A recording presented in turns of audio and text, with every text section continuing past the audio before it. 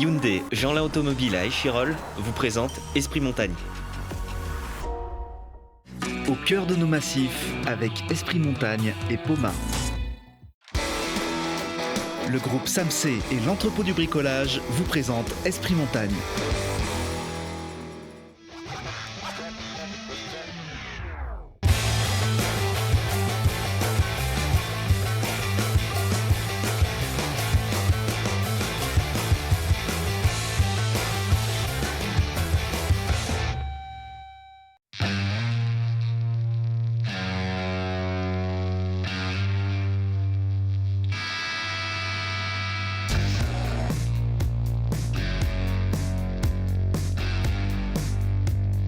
Bonjour et meilleurs vœux montagnards. Pour ce début d'année, Esprit Montagne est à Vaujany. Vaujany, station de Loisan, une station familiale et bien enneigée qui accueille pour la deuxième année consécutive une épreuve de Coupe d'Europe. Après les hommes, les femmes. Nous verrons comment cette station s'est organisée dans un contexte sanitaire délicat pour relever ce défi sportif. Nous verrons également quelques métiers peu connus du grand public, comme celui de dameur ou de pisteur.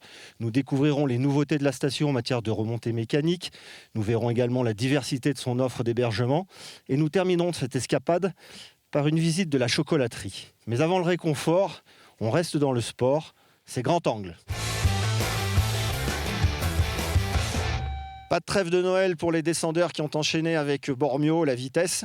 Le mois de janvier va voir défiler les classiques avec Adelboden, Wengen, Kitzbühel, Schladming et Chamonix qui clôturera cette belle enfilade où l'on attend Clément Noël et surtout Alexis Pinturo, toujours aux avant-postes du général. Pour le ski de fond, c'est la fin du Tour de ski. Les Français ont brillé avec Maurice Magnifica aux avant-postes et aussi Richard Jouve qui a collectionné les podiums. Les ski-crosseurs sont eux pour l'instant à l'entraînement dans la station d'Arèche-Beaufort, la patrie d'Arnaud Bonvolanta, leur coach.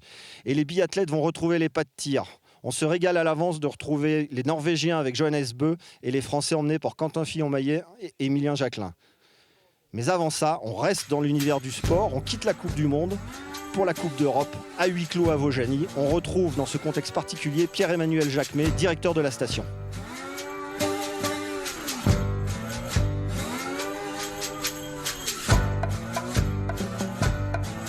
Je suis avec Pierre-Emmanuel Jacquemet, directeur de la station de Vaujany. Pierre-Emmanuel, bonjour. Bonjour Laurent, bonjour à toutes et tous. Bonjour, j'imagine que ça doit faire chaud au cœur de voir des remontées fonctionner, des skieurs, même si on est sur une étape à huis clos. Oui, effectivement, ça fait chaud au cœur d'être là. C'est important de continuer à organiser des événements de ski, bien entendu. On connaît le contexte qui est bien évidemment très difficile pour tout le monde. Vous l'avez déjà dit, malheureusement, nous ne sommes pas ouverts au grand public et cette épreuve se déroule à huis clos.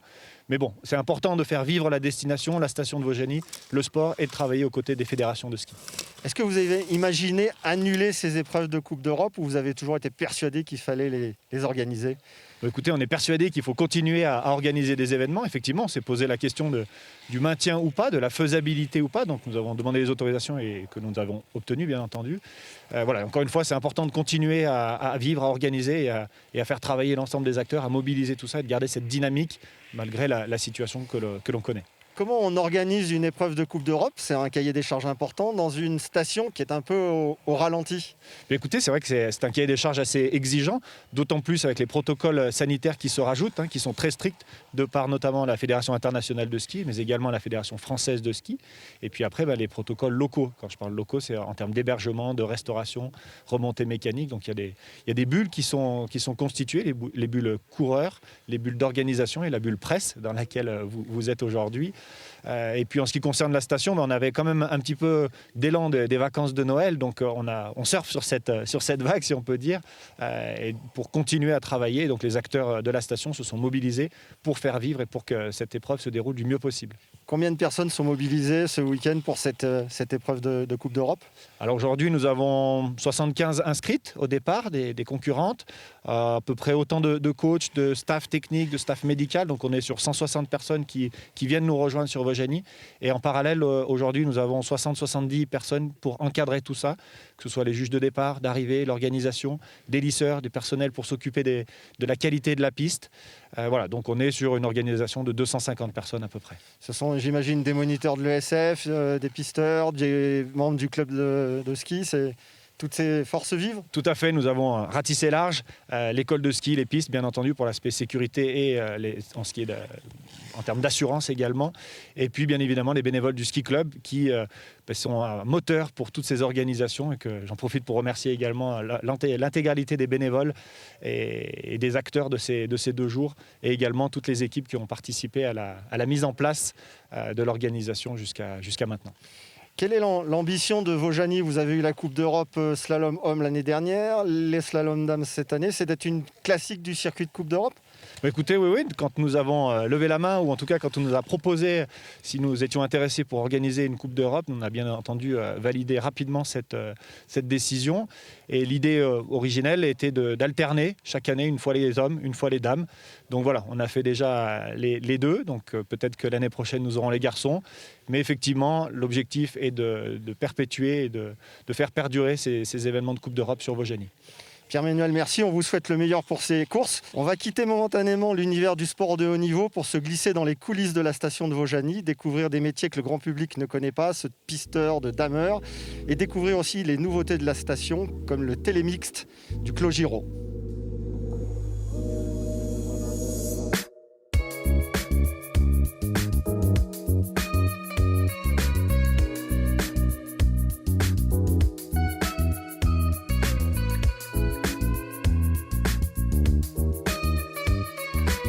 Voici au cœur du moteur de la dameuse. Je suis avec 2 dameurs de la station d'Oz Vaujany, Johan et Justin. Johan, pouvez-vous nous parler de votre métier? Parce que vous êtes les hommes de l'ombre, vous travaillez la nuit, comment ça se passe? On travaille principalement la nuit, oui, c'est ça. Alors la nuit, c'est à quelle heure? Chez nous, on a 2 équipes, on relaye. Donc on a une équipe qui commence le soir à 17h jusqu'à minuit et demi. Et nous, on prend le relais à 1h du matin jusqu'à 9h pour que tout le domaine soit entièrement damé et tout propre avant l'ouverture des pistes. L'objectif, c'est qu'on ne vous voit pas dès que les remontées ouvrent. On est des hommes de l'ombre, ouais. On est les gens qui louent, qui sont dans leur chambre d'hôtel, ils nous voient y passer, ils voient les petites lumières, mais voilà, on ne nous voit pas. Alors là, on est devant une dameuse. En quoi cette dameuse est désormais moins polluante? Ça a beaucoup évolué avec le temps. Des dameuses moins polluantes avec leur carburant, du GNR ou du GTL pour ce qui nous concerne. Elle possède aussi l'AD-Blue, un système qui filtre un petit peu les particules rejetées par l'échappement. Toutes les huiles de la machine, huile hydraulique surtout, bio. Donc voilà, ça a beaucoup évolué comparé à ce qui se pouvait faire avant. Alors il y a un autre système aussi qui permet d'améliorer ces émissions, c'est le damage avec l'assistance du GPS, et Justin va nous montrer en quoi ça permet de faciliter votre travail désormais. Nous y irons donc.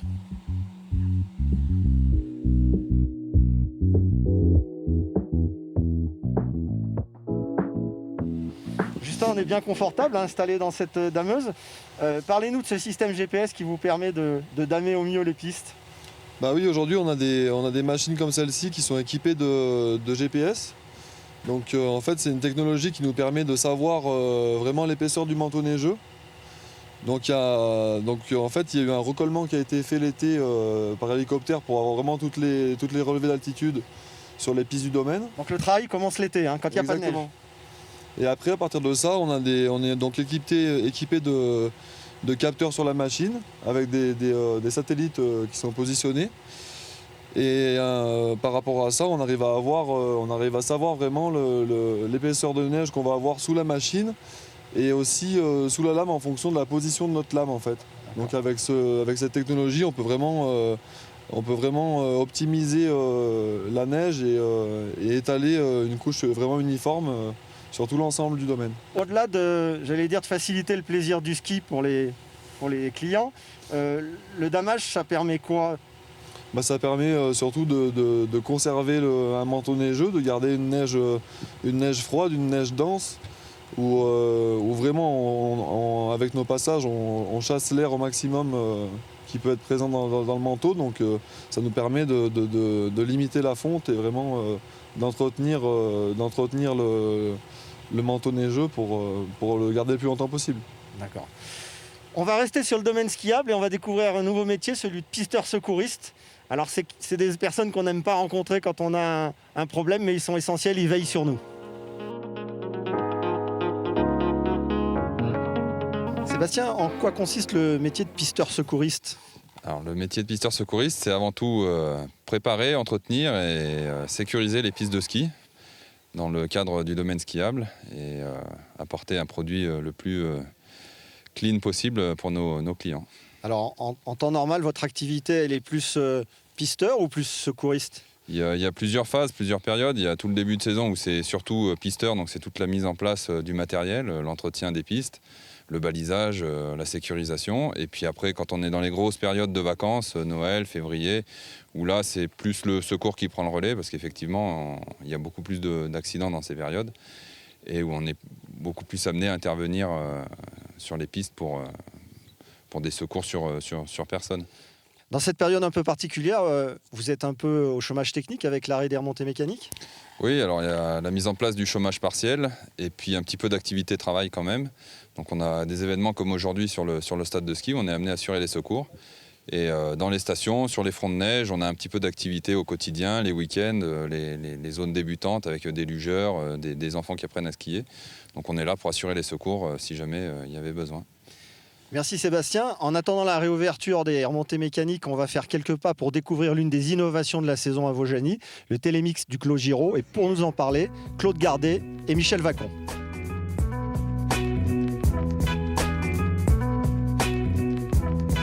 Claude, on a découvert le métier de pisteur et de dameur. On est un peu rentré dans les coulisses de la station. Est-ce que vous faites découvrir d'autres métiers du domaine à votre clientèle ? Oui, alors à la demande des offices du tourisme, on fait découvrir les coulisses de la neige. Et chaque semaine, donc, on fait découvrir un métier. Ça peut être effectivement le métier de pisteur secouriste qui est très prisé, dameur, mais également la visite des gares du téléphérique notamment, où c'est l'occasion pour nos techniciens d'expliquer leur façon de travailler, et ça aussi ça plaît beaucoup. En général, la visite se prolonge assez longtemps. On a aussi l'usine à neige qui a beaucoup de succès. C'est vraiment mystérieux cette fabrication de la neige, et on explique les coulisses. C'est le secret un peu des... Ah, on a nos petits secrets, oui. On explique, quand on fait la visite, on explique les quelques secrets de... Voilà. fabrication. Mais je vous rassure, tout est naturel, et c'est du froid, de l'air et de l'eau, et c'est tout. Voilà. D'accord. Michel, vous êtes adjoint aux travaux à Vaujany. On est là, derrière nous, la nouvelle réalisation, le Télémix du Clos Giraud. En quoi cet équipement, qu'est-ce qu'il va apporter à la station ?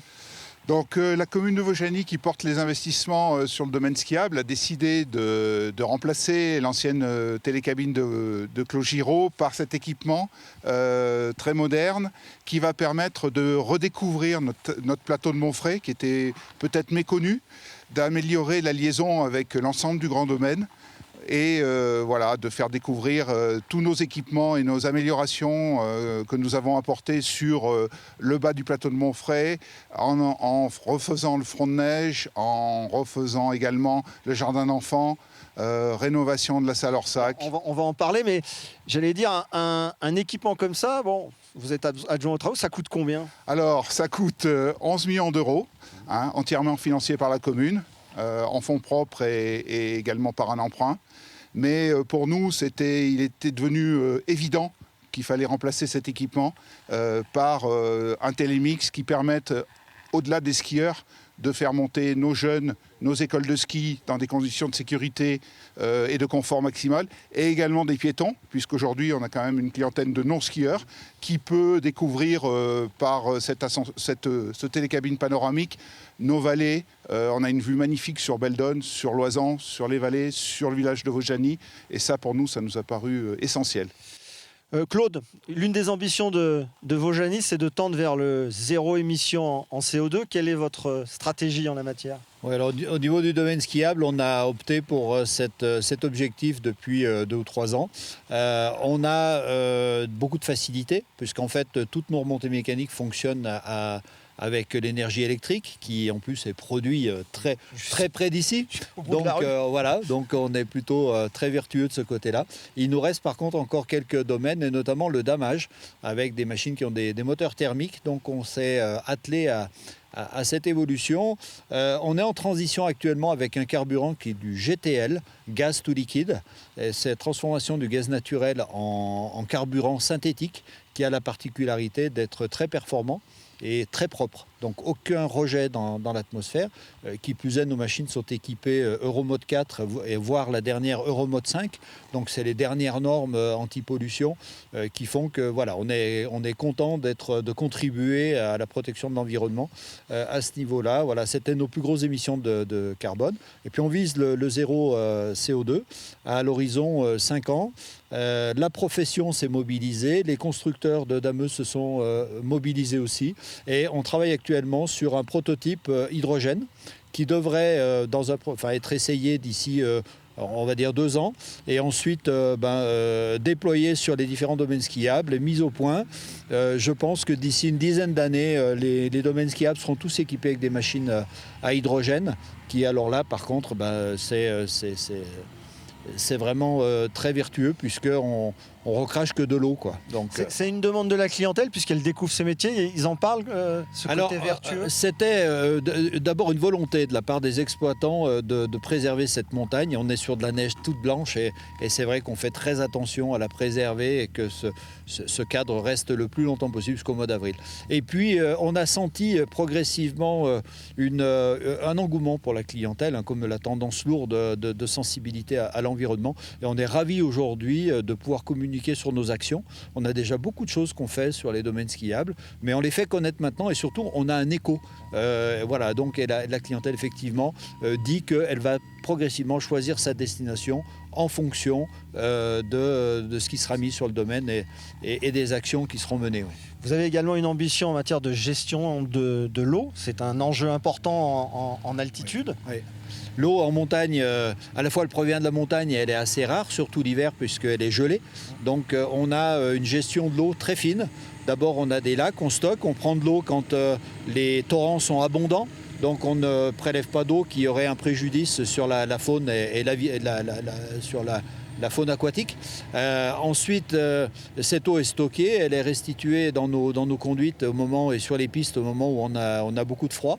Voilà, et on a engagé en parallèle 2 actions. La première action, c'est d'améliorer le profil de nos pistes de façon à ce qu'on ait le moins de neige perdue.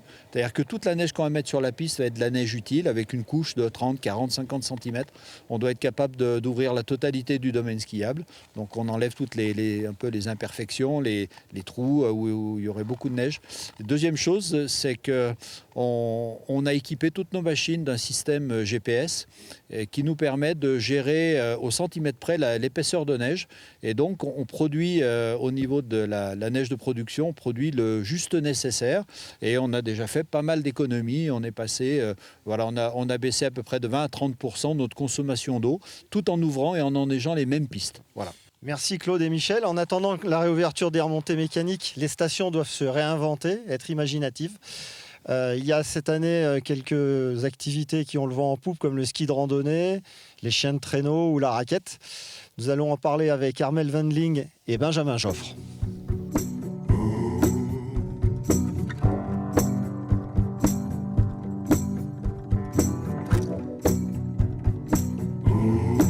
Benjamin Joffre, vous êtes moniteur à l'ESF de Vaujany. Que propose l'ESF en cette période ?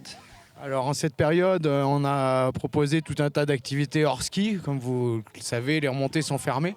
Donc on a mis en place des sorties en raquette à neige, en ski de rando, des petits ateliers aussi pour se préparer justement aux sorties hors piste, au maniement du DVA, du détecteur de victimes d'avalanche. On a sorti aussi des raquettes avec les petits. Et du coup de l'initiation ski de rando principalement. C'est une activité qu'on propose tout au long de la saison, même lorsque les remontées mécaniques sont ouvertes. Il n'y a qu'à regarder autour de nous, dès qu'on sort du village, on se retrouve dans la nature, donc on a vraiment un joli terrain de jeu.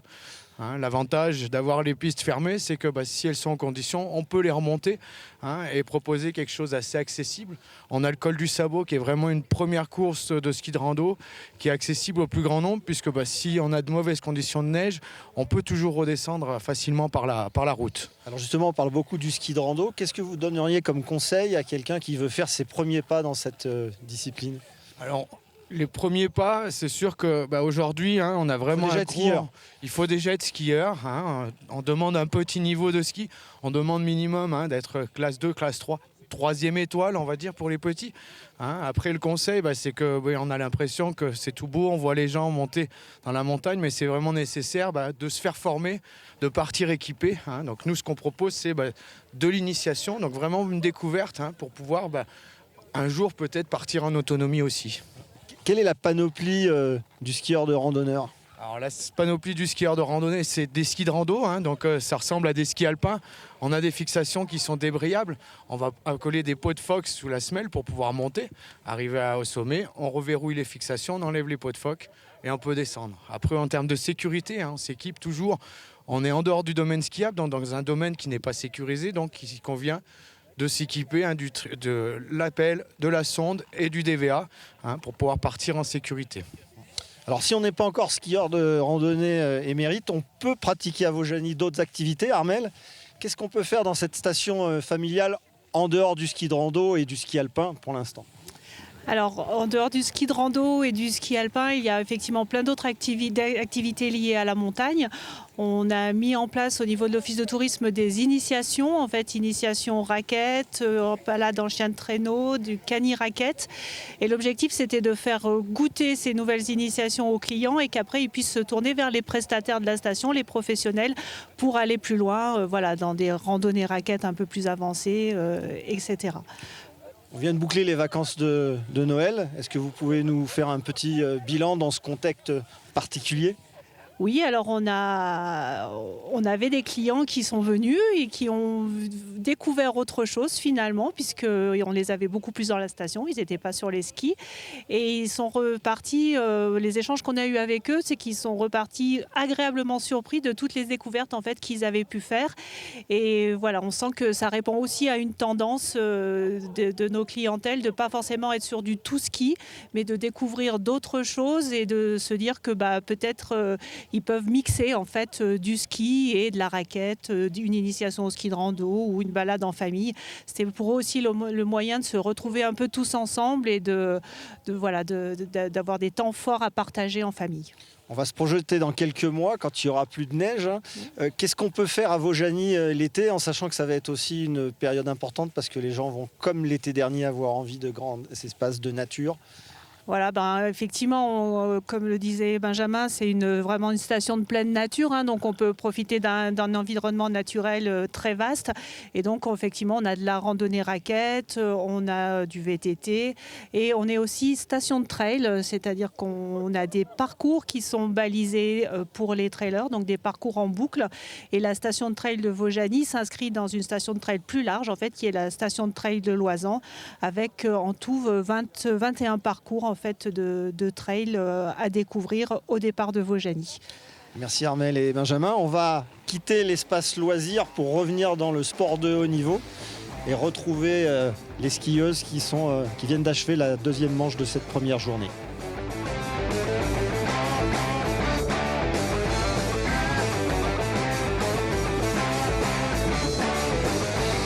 Au pied du stade de slalom de Vaujany avec Marion Chevrier qui doit être un petit peu déçue. Elle avait fait une belle première manche et en deuxième manche ça s'est un peu moins passé. Tu peux nous raconter, Marion ? Oui, j'ai fait plutôt une bonne manche sur toute la première partie et sur le dernier mur j'ai voulu lâcher pour aller jusqu'à l'arrivée et c'est pas passé dans la triple. Ouais. Alors cette triple elle était piégeuse, on vous avait averti ou ? Non, j'avais prévu un peu de la porte d'avant d'aller prendre la vitesse pour vraiment arriver vite dans l'arrivée et je suis arrivé un peu trop serré à l'entrée donc c'est pas passé.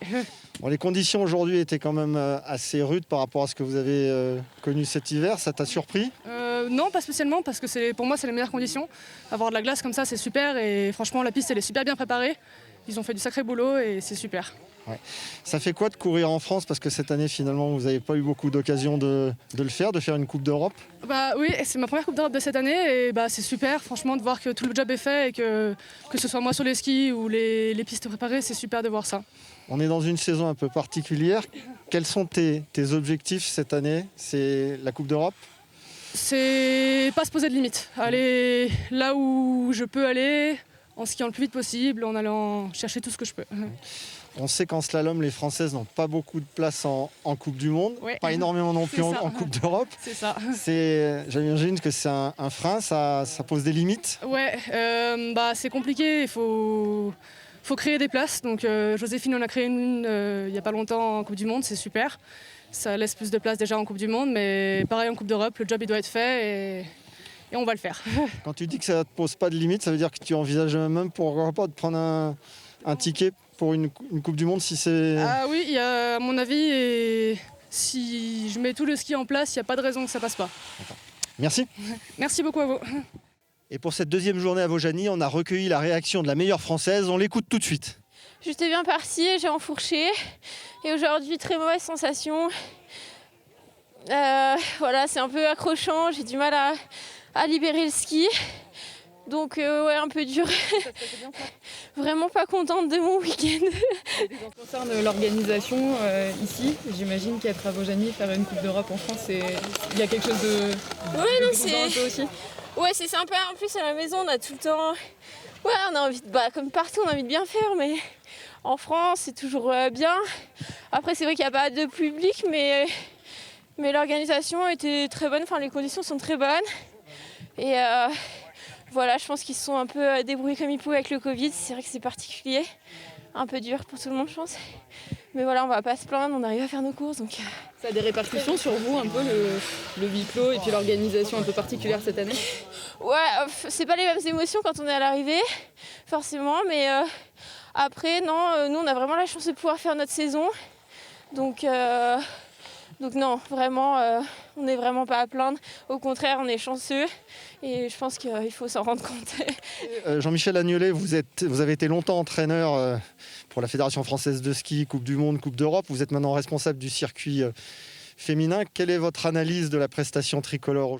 Aujourd'hui, c'est vrai qu'on a vu des jeunes Françaises qui ont bien joué sur la première manche, qui ont fait vraiment du beau ski. Je pense que c'était vraiment bien.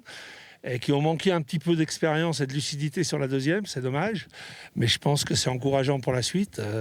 Une Marion qui sort à 3 portes de l'arrivée et qui, je pense, aujourd'hui pouvait certainement accrocher un top 10. Je pense que c'est encourageant pour les courses à venir et il faut continuer dans ce sens-là. C'est vrai que moi, j'ai été agréablement surpris, enfin pas surpris, mais c'était très agréable de voir cette première manche avec des Françaises qui ont vraiment joué, qui étaient dans le match. Bon, maintenant, c'est vrai qu'à la deuxième, il y a eu pas mal de déchets. La piste est difficile, c'est une piste qui a été très bien préparée, une organisation parfaite ici à Vaujany, une piste qui est vraiment très intéressante pour faire du slalom. Et je crois que c'est très encourageant pour la suite de la saison. On sait le problème dans le ski féminin, c'est les quotas, les places en Coupe du Monde en slalom, il y en a que 2 pour la France. En Coupe d'Europe, il y en a aussi que 4. Comment on peut imaginer, dans des courses à la maison comme ça, qu'on peut commencer à regonfler ce réservoir? Là, je crois qu'avec ce qu'on a vu aujourd'hui, surtout sur le slalom, on a des filles qui commencent à être compétitrices et qui sont dans le match pour aller gratter des places. C'est vrai qu'il faut qu'on arrive à gagner des points. Aujourd'hui, on loupe un peu le coche parce que c'est le jeu, il y a des abandons. C'est le slalom. C'est le slalom, et une piste, comme j'ai dit, qui est exigeante, qui ne pardonne pas les moindres fautes. Donc je pense que ce qu'elles ont fait aujourd'hui, ça va leur servir pour la suite. Et que c'est très encourageant et que dès demain, déjà, je pense qu'on va avoir du ski intéressant. J'espère qu'elles arriveront à accrocher un top 15, voire un top 10 pour certaines. Et c'est comme ça qu'on va gagner des places pour aller sur des Coupes du Monde. Un petit mot sur l'organisation, l'œil du spécialiste. Ici, c'est juste parfait, quoi. Je veux dire, la piste a été hyper bien préparée, donc on a une neige qui est vraiment excellente, qui est, comme j'ai dit, c'est une piste qui est exigeante, qui ne paraît pas hyper difficile, mais qui malgré tout tourne toujours. Il y a de la pente, il y a tout ce qu'on veut, et c'est au top. Il y a beaucoup de monde. Pierre-Emmanuel et toute son équipe ont fait un bon boulot. Et je pense que c'est des stations où il faut revenir chaque année pour faire des courses. C'est important parce que des pistes comme ça, on n'en a pas tous les jours. Et là, c'est vrai que c'est vraiment intéressant. Il y a une grosse motivation de la station pour le ski. Et c'est vraiment sympa, quoi. Et tous les étrangers qui sont là me l'ont dit. Ceux qui ne connaissaient pas sont agréablement surpris par l'organisation, par la piste, par la qualité de ce qui est proposé ici. Merci Jean-Michel. On va aller voir maintenant l'avis de la Fédération internationale de ski avec Jordi Pujol.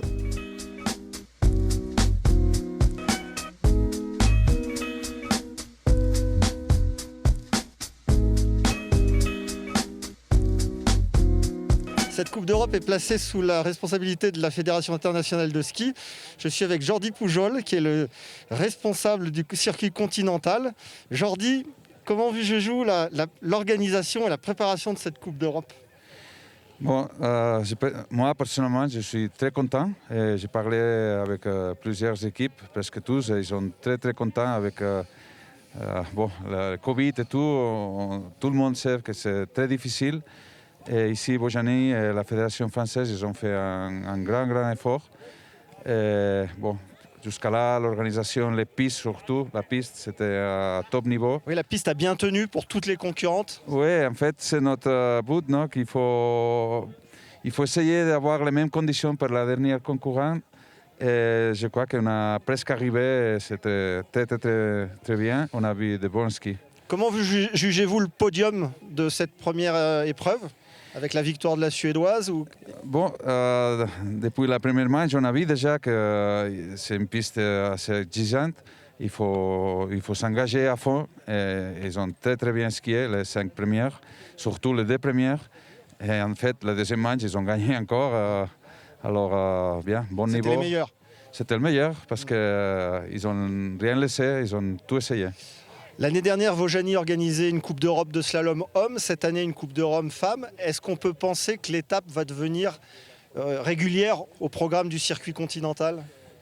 Bon, ça, il faut demander à la Fédération française de ski. Pour nous, c'est bon, c'est parfait. Si on peut faire l'année prochaine avec les hommes, et après 2023 avec les filles, ou même les filles l'année prochaine. Pour moi, non, on est très contents ici. Et les gens ils travaillent très bien. Et surtout la piste, elle est une piste assez exigeante, mais au niveau Coupe d'Europe, on est très contents. Merci Jordi. Après une bonne partie de la journée passée à l'extérieur, on va maintenant passer à l'intérieur. Je vous donne rendez-vous au Chalet Augustin pour parler hébergement et mobilité à Vojany.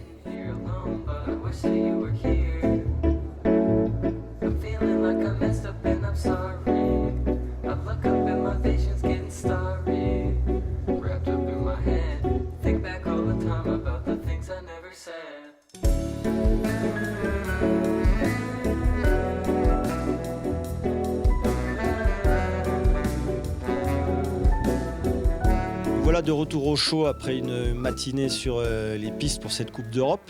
Pour nous accueillir dans ce chalet cosy, le Chalet Augustin, Annick Basset, directrice de l'Office du tourisme, Alexandre Bonardi et Émilie Chaput, les heureux propriétaires de ce chalet. Annick, pouvez-vous nous parler de la diversité de l'hébergement à Vojany ? Effectivement, à Vojany, on a tout un panel d'hébergement. Donc, ça va de la résidence de tourisme 0 à 4 étoiles, l'hôtellerie jusqu'à 4 étoiles aussi.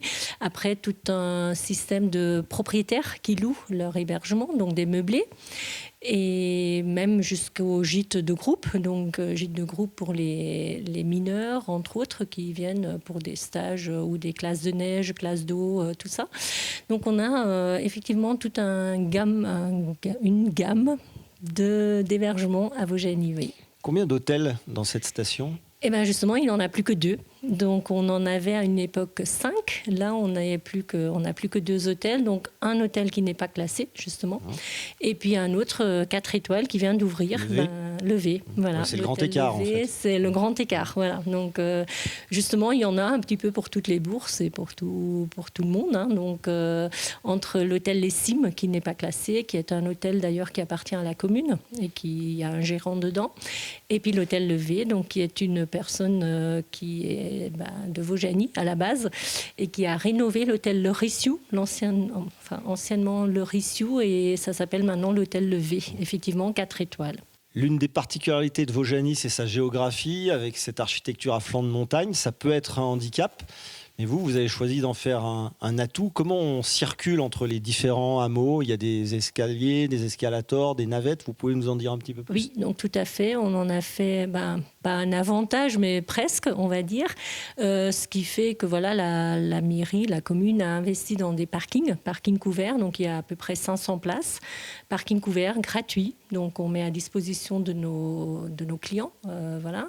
Ce qui permet du coup que dans le village, il y a très peu de circulation parce que les gens mettent leur voiture à l'abri. C'est bien pour le déménagement, c'est bien pour tout. Et puis du coup, on a tout un système effectivement d'escalators, d'ascenseurs qui permettent d'aller, parce que le village, il faut le voir, mais c'est à peu près 3 étages. Voilà. Donc on va de l'un à l'autre en escalator, en ascenseur. Voilà. C'est vraiment de la mobilité douce du coup. Annick, vous nous parliez de l'hébergement 4 étoiles avec l'hôtel V, mais là nous sommes dans un chalet 4 étoiles, le chalet Augustin. Alexandre, est-ce que vous pouvez nous raconter l'histoire de ce chalet? Alors on l'a appelé Augustin parce qu'on a fini ce chantier, en fait cette rénovation en 2017, et c'est l'année de notre premier enfant qui s'appelle Augustin. Il fallait trouver un nom un peu original au chalet, du coup on a décidé de l'appeler Augustin comme notre fils. Ce chalet a une histoire. Quel âge a cette bâtisse? Alors cette bâtisse, elle a plus de 100 ans. C'est une vieille maison en pierre qu'on a totalement rénovée. Au départ, c'était une maison rose, c'est ça? C'est ça, c'était une maison rose avec un crépi gris dessous, avec des petites ouvertures fractionnées en 2 morceaux. Sur l'arrière, c'était plutôt côté grange. Du coup, on a complètement réhabilité cette maison pour la transformer en un chalet plutôt agréable à vivre. Combien de mètres carrés? Combien de chambres? Du coup, il y a environ 155 mètres carrés.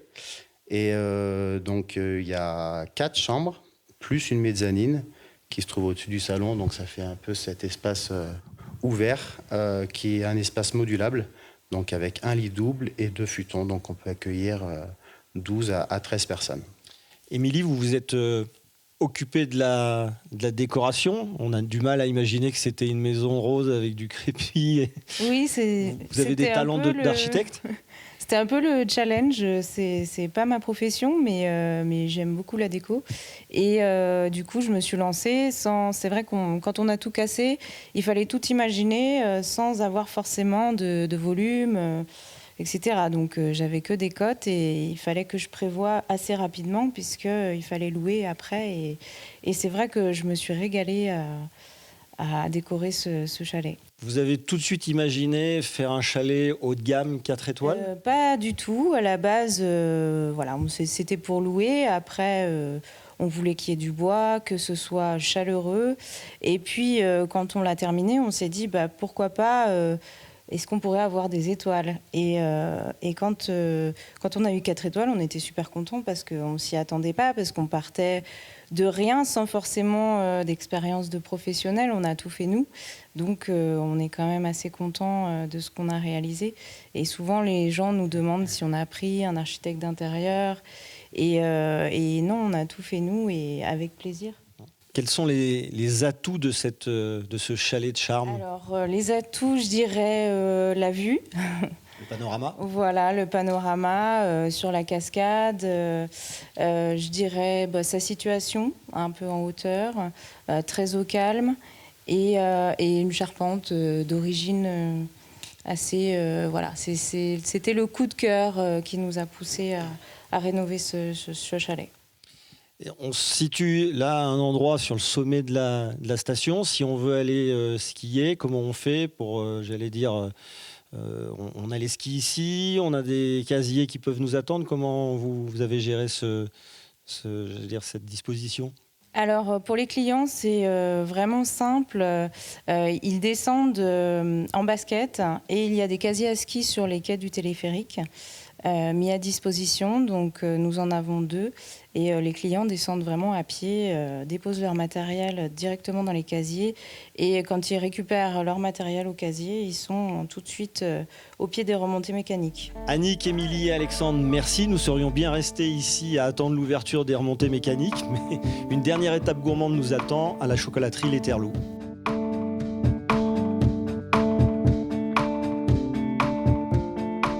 Dernier volet de notre escapade à Vaujany, une étape gourmande. Nous sommes ici devant la chocolaterie Les Terreloups. Mais avant d'aller goûter le chocolat, Armel, Est-ce qu'on peut manger terroir à Vaujany ? Oui, bien sûr, beaucoup de restaurants pratiquent le circuit court, ce qu'on appelle le circuit court, c'est-à-dire qu'on a sur Loisan et puis Vaujany aussi des producteurs de viande, de fromage, de miel, etc., qui alimentent en circuit court en fait les acteurs économiques, les restaurateurs de la station. C'est une demande aussi de la clientèle, vous avez des retours Oui, en général, nous on est en Isère, donc ici les clients ils viennent pas forcément manger une raclette ou une fondue, ils essayent de trouver des produits beaucoup plus locaux. Et voilà, c'est une manière de répondre à leurs demandes avec vraiment des produits qui sont du territoire. Les moutons sont sur nos alpages d'été, voilà, et le fromage de chèvre vient des chèvres de nos alpages également. Vaujany fait aussi partie du circuit du savoir-faire des terroirs. Oui, alors Loisan a créé ce qu'on appelle la route des savoir-faire. Donc c'est à une échelle plus large que Vaujany. C'est donc la route des savoir-faire de Loisan qui regroupe un certain nombre de producteurs, d'artisans. Et tous voilà, sont, notamment pour les producteurs de gastronomiques, en fait, sont en capacité de proposer des produits en direct aux consommateurs. Alors justement, on parle de produits, je vais vite aller goûter les chocolats de Thomas. Je suis désolé, je vous fais faux bon. On avance masqué, bien entendu. Thomas, bonjour. Bonjour. Pourquoi cette chocolaterie s'appelle l'Éterlou ? Eh ben, on a donné le nom de la chocolaterie L'Éterlou par rapport à la société que j'exploite et qui s'appelle L'Éterlou. Donc il faut savoir que c'est très important. Un Éterlou, c'est un chamois dans la 2e année dont les bas ne dépassent pas les oreilles. Voilà, donc c'était un petit clin d'œil à la société. L'Éterlou, c'est un animal qui compte pour vous ? Oui, l'Éterlou, c'est un animal de la montagne très populaire, donc c'est vrai que ça fait un clin d'œil. Alors Thomas, quelle est la spécialité de l'Éterlou ? La chocolaterie, on a les truffes au vieux rhum qu'on fait nous-mêmes. Et ensuite, on a aussi le chocolat chaud au vrai lait. Voilà, c'est ça, au vrai lait de nos producteurs locaux. Et ensuite, on ajoute à ça une petite sucette avec une guimauve trempée dans le chocolat à 64%. Que l'on voit ici. Hein, voilà, la petite, ça fait une petite touche apportée au chocolat chaud. Est-ce que, faute de skier, les touristes qui sont venus à Noël ont fait pêcher de gourmandises ? Oui, en effet, c'est vrai que Noël, c'est propice pour les chocolats et on a eu quand même pas mal de clients. En plus, la boutique est un peu nouvelle, donc c'est vrai que ça a attiré pas mal de clients à Noël pour les chocolats, oui. Bon Thomas, merci. Je vous souhaite une bonne année. Nous, on va terminer quand même en goûtant un des chocolats. On va quitter le masque. Je voudrais dire un grand merci à Nathalie Faure, chef d'édition, pour la préparation de cette émission, pour cette spéciale Vaujany. Et je souhaite à tous les auditeurs de Télé Grenoble une bonne année.